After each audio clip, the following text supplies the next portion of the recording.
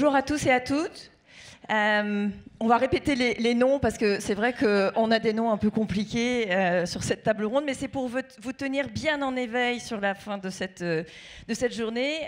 Donc je suis Miki Mchikli, je représente le conseil d'administration de l'Alliance Digitale qu'on n'a plus besoin de vous présenter. Et merci beaucoup à Julie qui prend des photos, qui faisait partie du comité édito et qui a fait un boulot génialissime. Et bien sûr Arthur et toutes les personnes qui ont contribué. Voilà, hurrah à l'Alliance Digitale. Donc, on démarre avec toi, Clémentine, si tu veux bien. Donc, vous présentez brièvement chacun et tout de suite, on rentre dans le vif du sujet. La donnée chez Hyundai, à la FDJ, chez SNCF Connect et chez Pernod Ricard, c'est quoi? Donc, en vous présentant rapidement. Merci beaucoup. Alors, je me représente, donc Clémentine Antunes, et je travaille pour Hyundai Motor France. Je suis directrice marketing et communication. La donnée chez moi, alors avant tout, la data, c'est quand même le buzzword, hein, si je peux me permettre. Et merci à toutes et tous d'être restés cet après-midi pour en parler, pour nous écouter, parce que finalement, on se rend compte que la data, aujourd'hui, il n'y a que par l'enrichissement personnel et individuel qu'on découvre et qu'on défriche et qu'on gagne en maturité sur le sujet. Donc chez Hyundai, aujourd'hui, la data, on se concentre principalement, évidemment, sur le client. Mais vu qu'on a une fréquence d'achat qui est plus longue que certains produits dont on va parler aussi ensemble, c'est aussi la donnée de vente sur la profitabilité des canaux, que l'on vende à une entreprise, que l'on vende à un particulier, que l'on renouvelle un client ou que l'on améliore aussi le nombre de véhicules Hyundai présents dans le foyer. Bonjour à tous, donc moi c'est Mathias, directeur data IA à la Française des Jeux. Les données à la Française des Jeux, alors on a évidemment des données clients, on a un réseau de commerçants partenaires de 30 000 points de vente, enfin on n'appelle pas ça des points de vente, mais 30 000 points de vente, ce qui fait le plus gros réseau en France. Et en termes de données, on a donc évidemment des données clients et beaucoup de données aussi qui sont le cauchemar des principales personnes ici, c'est des données non identifiées. Donc on a énormément de trafic dans nos points de vente avec des achats de personnes anonymes. Et donc c'est des données qu'on doit beaucoup manipuler aussi, en plus de toutes les données digitales. Et puis tu as de la donnée sensible. Et des données sensibles, parce qu'on a des grands gagnants. Oui, effectivement. Bonjour, donc Angélique Bidoverliac, je suis Chief Data and Performance Officer chez SNCF Connect and Tech. Alors vous nous connaissez, hein, SNCF Connect. Alors nous les données, on en a beaucoup, on est né dedans. On a de la donnée digitale, on a à peu près 1 milliard de visites par an, donc ça fait quand même pas mal de données. Et puis on a aussi de la donnée client, la donnée sensible qu'il faut protéger, puisque quand vous achetez un billet de train, vous donnez vos données personnelles, mais il y a des gens, par exemple les personnes handicapées, qui donnent aussi leurs données, donc on est obligé de les respecter et de les faire en sorte que les gens ne l'utilisent pas en interne. Et puis, on a de la donnée en open data, parce que vous imaginez bien que pour vous donner votre meilleur itinéraire, il va bien falloir avoir des référentiels externes pour pouvoir améliorer nos résultats. Donc, plein de données de toutes sortes et de tout format aussi, c'est ce que tu disais. Et on a aussi la donnée non structurée, je t'en ai pas parlé, mais en fait, je suis sûre que tu en as aussi, parce qu'on analyse aussi, évidemment, tous les verbatims de nos clients, et donc, du coup, pour pouvoir améliorer notre service client. Et donc Pierre-Yves, directeur digital chez Pernod Ricard. Alors en fait, ce qui est intéressant, c'est que dans le panel, il y a 3 sociétés qui ont un contact direct avec les consommateurs. Et la grande frustration des sociétés de grande consommation comme Pernod Ricard, c'est qu'en fait, on n'a pas ce contact direct, ou très très peu.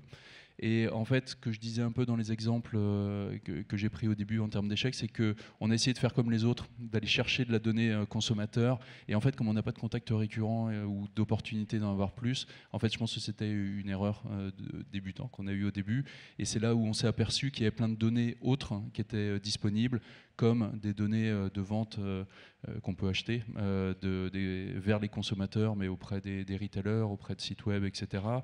Des données internes sur nos activations marketing, des données de promotion. On a aussi, il y a plein de choses qu'on fait déjà en interne. Donc le fait de ne pas forcément avoir un contact direct avec le consommateur, c'est pas un problème pour trouver des use cases, des cas où on peut vraiment améliorer des performances, la satisfaction d'employés en interne ou la satisfaction des consommateurs sans avoir ces données personnelles du consommateur.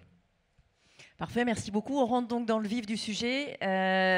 Vous avez compris, je pense quelle était la réponse à la question qu'on pose. Faut-il repartir des métiers pour mieux utiliser la donnée et quel impact sur les stratégies data? Donc c'est vrai que, Mathias, tu me disais en préparant cette intervention qu'il y avait une baronnie de la donnée. Est-ce que tu peux nous en dire plus? Est-ce que la data est entre les mains des CDO ou est-ce qu'elle est au cœur de l'entreprise? J'ai dit ça, moi? J'ai dit qu'il y a des baronnies. Je crois que tu m'as dit ça. Non, je ne vais pas utiliser le terme baronnie. Non, évidemment, en fait, on a... ce qui est important, on a autant d'usage de la donnée qu'il y a de BU à la Française des Jeux. Et surtout, en fait, on ne pilote pas une activité en monopole comme on pilote une activité en concurrence. On a ces deux activités chez nous, mais pourtant, on travaille sur les mêmes données. Donc en fait, le sujet, et c'est pour ça qu'on a choisi un modèle organisationnel fédéré, c'est-à-dire que justement on a choisi de mettre des équipes data au plus proche des métiers, dans les métiers en fait. D'ailleurs, la question de savoir est-ce qu'il faut repartir des métiers, ça part du principe que la data n'est pas dans les métiers. Donc déjà, la question est peut-être un peu mal formulée, mais le sujet, oui, la data est un sujet métier et une même donnée peut être utilisée de plein de manière différente. Pour donner un exemple, des données de vente, sur un point de vente à Montpellier, les équipes retail vont dire super, j'ai un point de vente qui marche très bien, d'ailleurs ça marche très bien sur des matchs de handball, etc. Et il va falloir que je fasse des actions marketing autour de ce point de vente-là.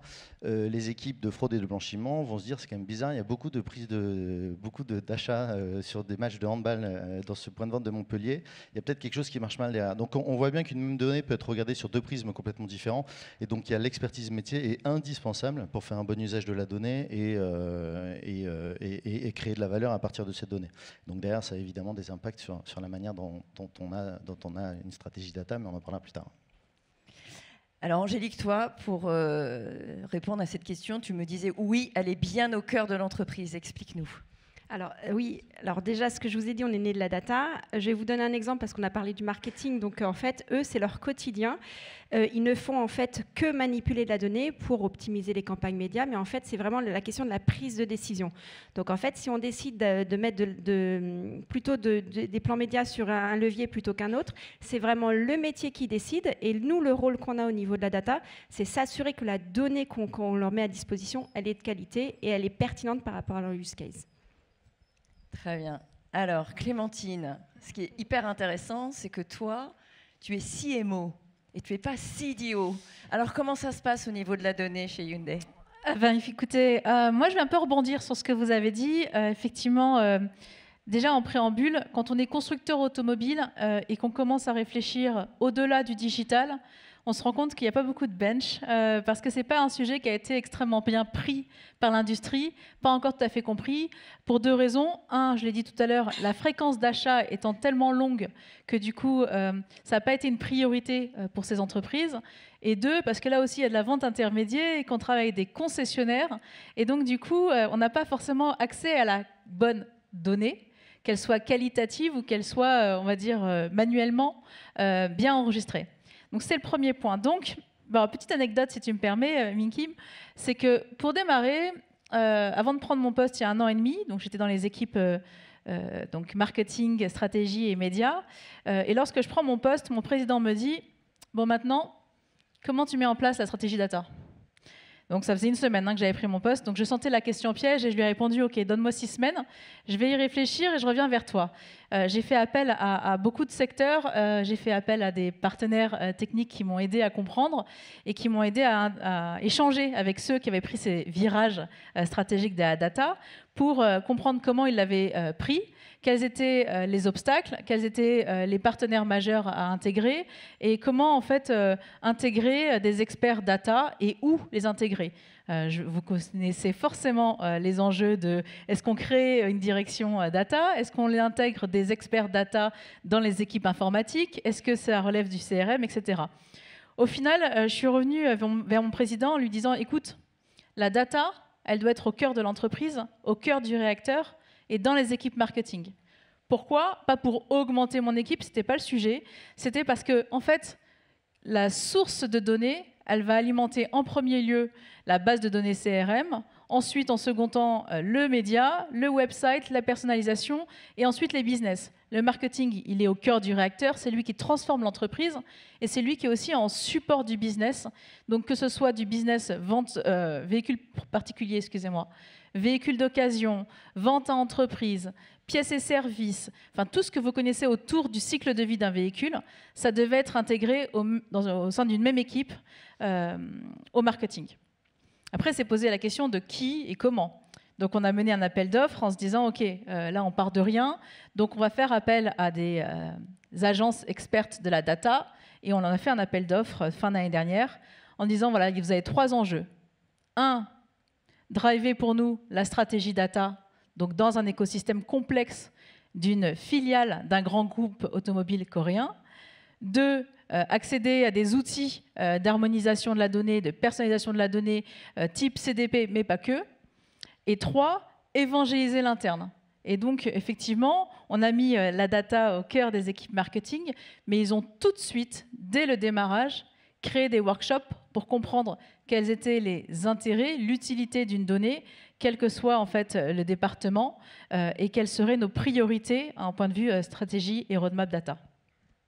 Très clair. Pierre-Yves, toi, tu nous as bien expliqué en introduction de cette keynote que l'erreur était de partir de la donnée. D'accord ? Donc, l'entreprise peut-elle construire une vision synthétique grâce à la data pour la prise de décision? Parce que tu disais, l'erreur, c'est de partir de la donnée. Alors, on part d'où, comment? Parce qu'on voyait que tu renversais la vapeur. Comment ça se passe concrètement? En fait, comme j'essayais de le présenter, l'idée pour nous, c'est à chaque fois de partir des use cases. Donc, quelle décision nouvelle on veut prendre, quelle information on peut avoir. Alors, jamais simplement de l'information, de l'insight, parce que chez nous, de l'insight, la plupart du temps, donc c'est livré sur PowerPoint et sur les beaux écrans, mais après les gens ils regardent et ils continuent à faire la même chose qu'ils avaient fait avant. Donc en fait, c'est quelles décisions différentes les gens vont prendre. Dans les exemples que j'ai pris, c'est ma promotion, je la bouge de là à là, mon commercial, il va à un nouvel endroit, je fais des investissements marketing qui sont différents.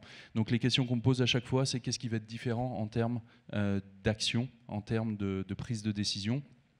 Et après, finalement, en fait, on n'a plus trop besoin des insights, on a besoin d'une recommandation où on a besoin d'être capable d'aller contacter quelqu'un, etc. Donc, en fait, moi, j'ai banni quasiment le terme d'utilisation de data, donc même le terme data, parce qu'en fait ça fait peur en interne, les gens ne comprennent pas bien ce que c'est. Bon, de temps en temps il faut quand même en parler, donc là on dit la colonne dans le fichier Excel. Mais le fait de parler de la data, c'est quelque chose en fait qui repousse pas mal de gens en interne. Et donc finalement, on fait quand même de la data parce qu'on met ça aussi dans des bases de données centrales qui sont utilisées par tout le monde. Mais ce qu'on voit dans le temps en parlant systématiquement, et en fait, il faut le répéter quasiment tout le temps de l'utilisation, c'est qu'on peut aussi, une fois qu'on a commencé à créer des utilisations nouvelles autour d'une partie de data, donc par exemple le sell-out des retailers vers les consommateurs, il y a des nouvelles idées qui viennent parce que les gens disent ah oui mais il y a ça que je voulais faire depuis longtemps, et là donc ça donne des nouvelles idées d'utilisation, et là évidemment on repart de la donnée qui est déjà existante, qu'on enrichit un petit peu. Donc en fait nous on a vraiment une approche par l'utilisation, et on vient enrichir la donnée petit à petit. Alors il y a des gens qui sont super frustrés parce qu'ils disent non mais il y a telle data et telle data qui n'est pas organisée. Si on ne l'utilise pas, c'est pas grave. Et en plus, ça coûte cher d'aller organiser cette partie de data. Donc en fait, si on n'a pas besoin tout de suite, en fait, on arrive à trouver personne qui finance. Regarder des tickets de caisse en japonais, en fait, il faut quelqu'un du marché japonais pour le faire. Ça va lui prendre du temps, c'est du temps en plus par rapport à ce qu'il faisait avant. Donc, il faut vraiment avoir une justification pour aller le faire. Donc, c'est vraiment pour ça que, alors oui, petit à petit, on stocke les nouvelles datas de façon hyper centralisée et organisée, mais il y a encore plein de choses qu'on pourrait faire, mais qu'on ne fait surtout pas parce qu'il n'y a pas encore d'utilisation nécessaire. Merci beaucoup. Angélique, toi, tu parles de cockpit pour la vue globale du COMEX. Mathias, décidément, tu parles de la vérité commune pour le COMEX. Est-ce que vous pouvez nous expliquer alors comment ça se passe dans les COMEX? Alors, du coup, en fait, la particularité, Clémentine, c'est qu'en fait, et je pense que Mathias, il est un peu organisé comme moi, c'est qu'en fait, nous, on a une direction, on est rattaché directement au DG, donc on a une mission un peu différente. Et en fait, du coup, nous, en tout cas, moi, mon rôle chez SNCF Connect, c'est qu'en fait, je dois être capable, en fait, d'expliquer toutes les variations business selon les leviers différents, en fait, qui peuvent expliquer ce VA. Et pourquoi une direction à part et pas rattachée au marketing? Parce que historiquement, ça l'était pour le CRM justement notamment, c'est parce qu'en fait je dois pouvoir montrer du doigt entre guillemets ou dire bah voilà, il y a un sujet d'audience, c'est toi marketeur qui doit plutôt faire une action. Il y a un sujet d'offre commerciale, c'est toi en fait la direction commerciale qui doit faire une action. Il y a un sujet de taux de transformation, c'est toi directeur produit qui doit faire une action. Et du coup, on a ce côté un peu agnostique en fait d'une direction data qui permet de challenger en fait chaque direction et qui donne en fait finalement son tampon sur la véracité des chiffres. Ça c'est hyper important en fait de la foire. Et oui, on a un cockpit. Et donc, en fait, du coup, j'ai mes équipes tous les vendredis qui sortent les chiffres.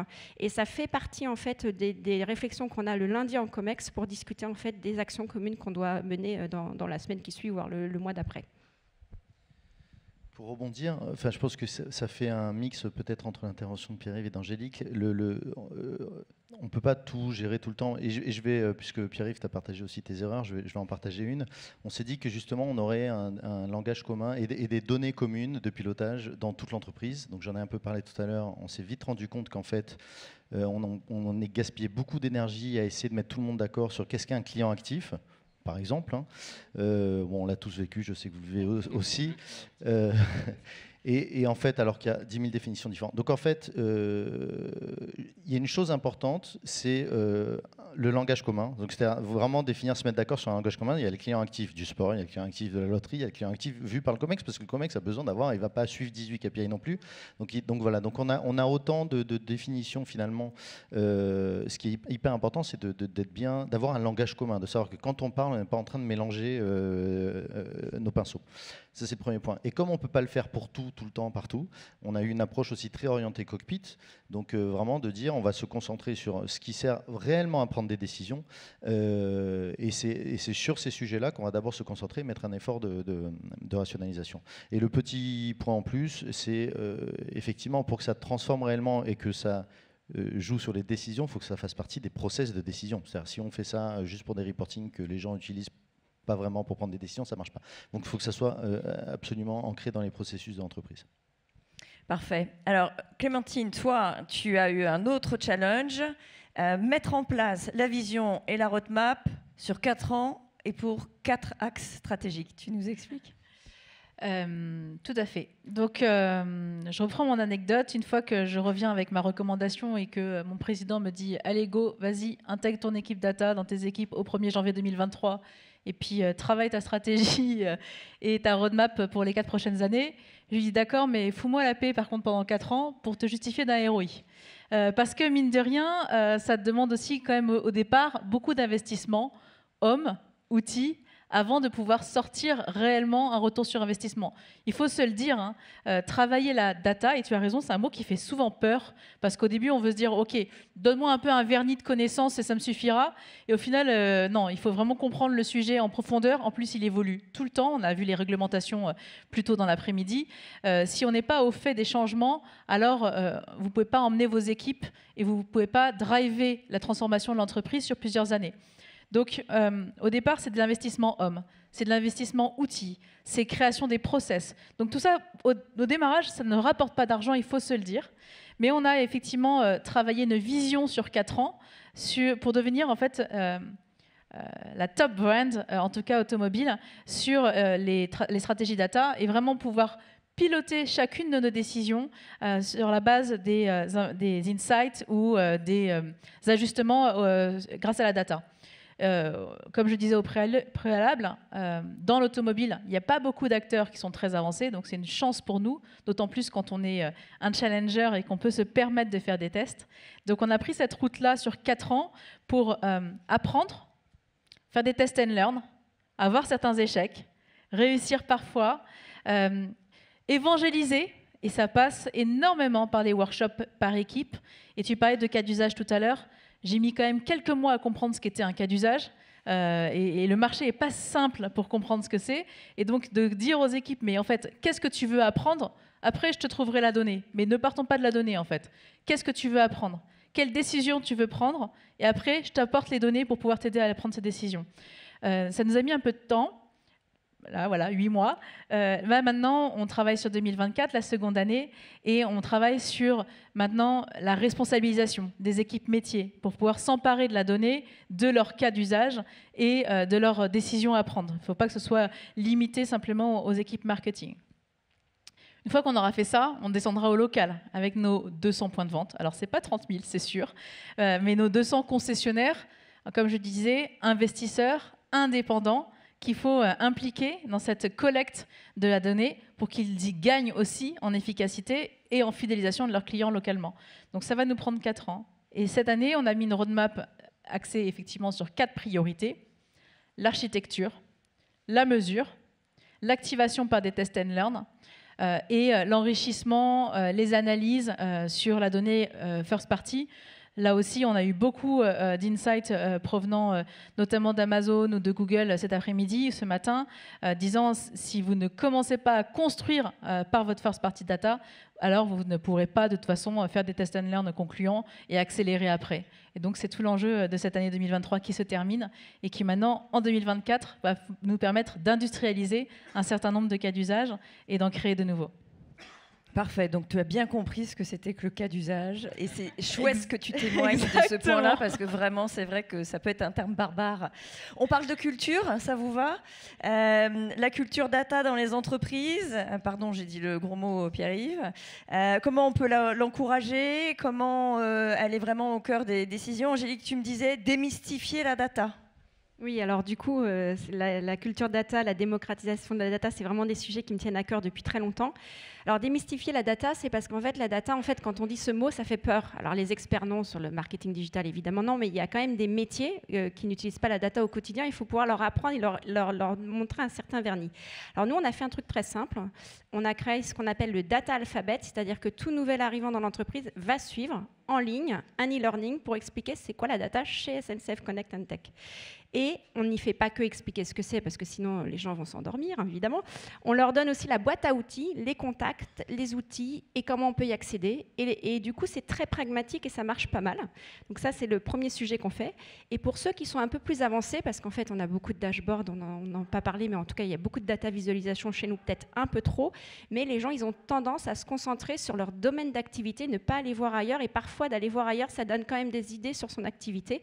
Et nous, on fait des jeux, tout simplement. Donc là, on fait un jeu de Noël, en fait, où les gens vont pouvoir gagner une boîte à chocolat. Et donc, du coup, on les incite à aller voir d'autres dashboards en leur posant une question tous les jours, un peu comme le calendrier de Noël. Donc, tous les jours, ils auront une question et tous les jours, ils vont devoir faire une action. Et puis, le premier qui aura trouvé toutes les réponses aura un cadeau. Mais voilà, donc c'est vraiment tout s'amuser pour les experts et puis vraiment démystifier pour tout le monde, pour les nouvelles arrivants. Toi, Mathias, c'est vraiment ton plan stratégique. Hein. Tu parles de plan de transformation. Moi, j'ai compris dans notre discussion que c'était un plan de talent transformation. Oui, en fait, le sujet de la culture, on a fait beaucoup de campagnes d'acculturation au sein de la Française des Jeux. Et puis en fait, on se rend compte que les gens ont bien compris ce qu'était la data, à quoi ça servait. Je pense qu'ils ont vraiment besoin d'être surtout accompagnés. Ah, mais finalement, qu'est-ce que ça veut dire et comment je vais vraiment mettre en œuvre utiliser cette data au quotidien. Donc, on pense qu'il y a un vrai sujet de transformation. Alors, je vais aborder un sujet qui me tient à cœur aussi. Je pense qu'on connaît dans le monde de la data une crise de croissance. Parce qu'on était tous acteurs de la data il y a une dizaine d'années, dans des équipes de connaissances clients au fin fond d'une équipe avec 3-4 personnes identifiées comme des savants fous. Aujourd'hui, notamment à la Française des Jeux, il y a une quinzaine, je crois, de postes différents dans la data, donc de personnes 100% sur la data ingé, data steward, data scientist, data analyst, BI, confirmé, pas confirmé, etc. Et rattachés à la direction générale, transverse, sur plusieurs niveaux, avec des N-2, des N-3. Donc c'est devenu en 5-10 ans quelque chose de très transformant pour l'entreprise de manière générale et même pour les personnes qui sont acteurs de cette chose-là. Donc ils peuvent plus tout faire. Et puis il y a cette compréhension de ce que sont les enjeux stratégiques de l'entreprise, leur contribution à ces enjeux stratégiques-là, etc. Donc on repart un peu sur les enjeux métiers et les besoins. Donc il y a un vrai finalement accompagnement des équipes qui travaillent sur la data. Je pense qu'elles aussi doivent apprendre à se transformer. Le métier qu'elles faisaient il y a 5 ans ou 10 ans n'est plus le même que ce qu'elles font aujourd'hui. Et évidemment tous les utilisateurs, les équipes marketing qui ont de plus en plus d'outils. Bon, les IA génératives en sont un bon exemple. On a maintenant dans notre poche des IA hyper puissantes, mais tout le monde n'est pas capable de l'utiliser. Donc il y a une vraie transformation à opérer sur ce sujet-là. Voilà. Et très humaine. Ouais. Parfait. Ce qui est très intéressant, Clémentine, quand on a échangé, c'est que toi, tu me disais, il y a des métiers qu'il faut externaliser parce qu'il n'y a pas d'avenir, parce que moi, je suis là pour vendre des voitures, et donc peut-être qu'un data stratégiste n'a pas d'avenir chez nous, et peut-être qu'il faut l'externaliser, ou peut-être qu'il faut internaliser. Est-ce que tu peux nous donner un peu ton point de vue sur cette notion de culture de la data, parce que c'est entre les mains de la CMO que tu es? Oui, mais je vais me prendre des tomates de tout le monde là. Si tu me dis que les data stratégistes n'ont pas d'avenir chez nous. Non, on va se remettre dans un contexte plus précis sur la filiale. On est 130 personnes à gérer la marque Hyundai en France. Donc en vrai, on est une petite entreprise. Et c'est vrai que intégrer 3 nouveaux experts data en CDI chez nous pour une première année, pour mettre les mains dans le cambouis et pour amener l'entreprise à être plus mature, on s'est dit que c'était quand même un peu périlleux, surtout que c'est vrai que ceux qui viennent chez un constructeur automobile, qui viennent d'agences, j'en ai, qui viennent du terrain par des parcours plus classiques commerce, il y en a aussi. Pour ceux pour qui le produit automobile est important, pour ceux qui ont un enjeu de mobilité durable, ils font des parcours assez longs chez Hyundai et ils arrivent effectivement à créer des tremplins dans leur carrière en passant d'un département à un autre, d'un métier à un autre. On s'est dit avec mon président qu'effectivement, sur les métiers de data, on avait moins de carrières à leur offrir et que c'était moins pertinent aussi d'intégrer quelqu'un qui, finalement, au bout d'1 an, 1 an et demi, se disait « mais c'est quoi la suite de mon parcours ?» Peut-être que si je suis data analyst, je pourrais être data scientist, mais sur 3 personnes, et data manager peut-être, sur 3 personnes plus un manager, ça faisait pas énormément de carrières à offrir et on avait peur en fait de perdre trop de personnes et c'est jamais bon ni pour les valeurs de l'entreprise ni pour l'efficacité en fait des roadmaps qu'on avait lancés. Donc on a dit que ok, notre manager data, ça allait être quelqu'un qui serait un employé Hyundai, embauché, qui pourrait effectivement avoir une carrière plus longue parce que c'est pas un expert de la data, mais il sait driver des transformations par des cas d'usage data dans l'industrie automobile. Donc c'est une compétence qui est quand même bien complémentaire aux expertises pures et dures de la data. Et les 3 experts de la data, donc un data product owner, un data analyst et un data scientist, sont restés outsourcés de l'agence, mais intégrés chez nous. Pour leur plus grand bonheur, ce qui était un peu ma crainte au démarrage. Je me suis dit, ces pauvres savants fous, comme tu dis, intégrés dans une équipe marketing plus classique dans l'automobile, vont peut-être être un peu perdus. Au contraire, ils sont ravis. C'est même ceux qui font, je crois, le moins de télétravail parce qu'ils sont nourris des autres et ils adorent en fait pouvoir échanger et entre 2 codes ou 2 problématiques IT, de pouvoir papoter un peu de choses et d'autres et notamment de produits auto. À l'inverse, j'ai toutes les autres équipes marketing, donc on est 30. J'ai tous les autres qui ont vu arriver cette nouvelle équipe de 4 personnes dans les bureaux et qui se sont dit mais ils font quoi en fait moi en tant que chef de produit, est-ce que c'est intéressant? J'en ai un qui m'a dit bon, et moi je suis responsable des partenariats running, je vais te dire, c'est pas demain que j'ai utilisé la data. Hein. Donc on a fait un sales game, un business game autour de la data pour un peu les mettre dans la peau de ces personnages-là et travailler finalement chacun leur cas d'usage en équipe. Et le fait de pouvoir sortir, prendre de la hauteur, discuter et se rendre compte en fait désacraliser, démystifier la notion de data, en fait, leur a fait prendre conscience qu'il y avait un monde qui s'ouvrait à eux. Et j'ai la chance d'avoir des très bonnes équipes aussi qui accompagnent la direction marketing, qui du coup voient aussi leur enjeu de dépoussiérisation de leur... ça se dit ça ? De leur métier. En tout cas, il y a une chose qui est sûre, c'est que celui qui ne s'intéresse pas à la data aujourd'hui dans les équipes marketing, il est poussiéreux. Parce que ce soit aux médias, à la créa, au e-commerce, même aux produits pour les insights clients, au CRM évidemment, s'ils ne s'y intéressent pas, en fait, il ne peut plus du tout continuer à améliorer l'existant et à se projeter dans l'avenir. Donc voilà un peu la nouvelle culture qu'on a créée entre ce mode un peu hybride d'experts qui restent agences mais intégrés chez nous, pas parce qu'ils n'ont pas d'avenir, mais ils ont un avenir qui est au-delà de l'industrie automobile, et les équipes marketing qui se sont nourries de ces nouvelles expertises data. On est malheureusement presque au bout de cette table ronde. C'est passionnant, enfin en tout cas pour moi, j'espère pour vous aussi. Je pourrais y passer des heures. Alors maintenant, pour conclure, un mot sur votre plus grand défi et un conseil. Qui veut démarrer? Votre plus grand défi et un conseil à donner aux gens qui sont aujourd'hui avec nous et qui nous écoutent. Donc moi, le plus grand défi, en fait, c'est de prioriser. Il y a tellement de demandes aujourd'hui qui viennent sur... donc les gens commencent à comprendre les use cases. Les cas d'usage, c'est de prioriser et d'aller dans le bon ordre pour à la fois livrer du bénéfice business, mais aussi construire quand même. Il y a une petite partie de construire les choses dans le bon ordre. Donc c'est ton conseil en même temps. Exactement. Ton défi, c'est de prioriser, et ton conseil, c'est de prioriser. Exactement. Fait. Alors moi, le plus grand défi, c'est qu'on arrête de venir me voir dans mon bureau pour me dire « Angélique, je veux un dash ». C'est fini, je ne veux plus entendre ce mot. C'est quoi ton besoin? Et vous l'avez clairement dit, hein. Moi, je veux comprendre le besoin et c'est à moi de répondre et savoir si c'est un algo d'IA, si c'est juste un algorithme sous simple, si c'est un dashboard. Mais en fait, voilà, mon plus grand défi, c'est de m'assurer en fait que les gens ne viennent plus taper à ma porte pour un dash, mais qu'ils viennent avec un besoin. Très rapidement, et je suis étonné d'être le seul à parler de ça, mon plus grand défi, c'est accueillir l'IA générative à bras ouverts à la Française des Jeux, sans que ça vienne écraser toutes les initiatives qui sont prises. Et au contraire, et c'est le conseil, c'est plutôt de l'utiliser comme un canaliseur et en fait vraiment un levier pour mettre en place une vraie démarche structurée à l'échelle au sein de l'entreprise d'usage de l'intelligence artificielle. En 2 mots, mon plus grand défi, ça va être trouver du ROI, que ce soit au sein de ma first party data, que ce soit avec de la collaboration, de la monétisation qui arrive aussi à travers des véhicules connectés. Mon conseil à toutes et tous, c'est soyez courageux et curieux pour apprendre par vous-même les notions de data, parce qu'en fait, finalement, c'est en s'enrichissant encore une fois seul et avec les autres qu'on parvient à comprendre ce qu'est un IA, ce qu'est un data, etc.